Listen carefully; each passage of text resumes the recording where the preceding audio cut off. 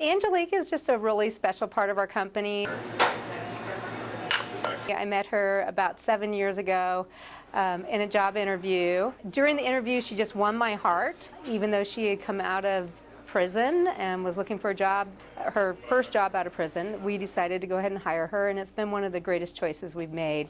I did 6 months in Highland Mountain. I did 8.5 months in Ernie Turner Center Treatment Center, and I was on ankle monitor for 13 months. I had a Class A felony for selling drugs. It was the best day of my life when I got in trouble, when I got caught. I went to jail smiling because I knew then that it was over and I'd have a life. I mean, it's the worst thing in the world to be running from house to house using drugs and having nowhere to go, no one wanting to talk to you, the emptiness you feel inside yourself, just feeling like it's like death walking around. And I took every class I could take in Highland Mountain. I went through programs out there. I got my GED. I started talking with my grandparents and my parents again, and everybody came to support me, and me and my son built our relationship back. Shockingly, there's only 2 social workers for the Department of Correction.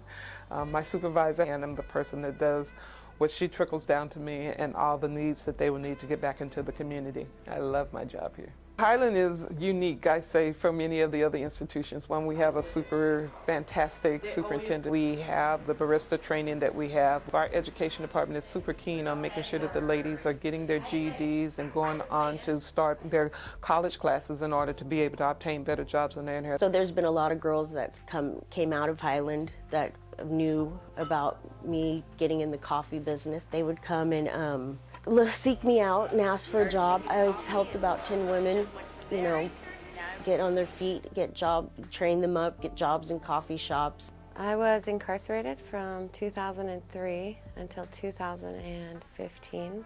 I heard how difficult it was going to be or how many doors were going to be shut in my face. I ran into a person that I was actually incarcerated with. Coffee was something that I had already had a little bit of experience in. I knew this was a good company and they were giving me a chance, and the work that I was doing, you know, equaled, I felt, what I was receiving. So when I hear other people congratulate me, it does help boost my confidence. But I always try to keep in mind it's important that I have to keep that confidence for myself. It's really hard when you've just lived a life where you're pretty much trying to kill yourself or spend your life being numb. The people that we've hired that have had tough backgrounds have a huge desire to succeed, and they will adjust to learning quickly, to be on time, to be dependable, and they take very seriously what we require in order to give really good customer service. There you go, sir. Where somebody that's had it really easy might just be, well, there's another job for me tomorrow if this one doesn't work out. Alaska as a whole has really changed the view that we're looking at people as criminals. We're not keeping them pressed down, that society as a whole is starting to put that hand out and say, hey, where did we feel this person? And giving those people the resources of being their own person, having that own identity, but still being able to follow the rules that we expect when we're out in the community as well. Because of Angelique, Good job!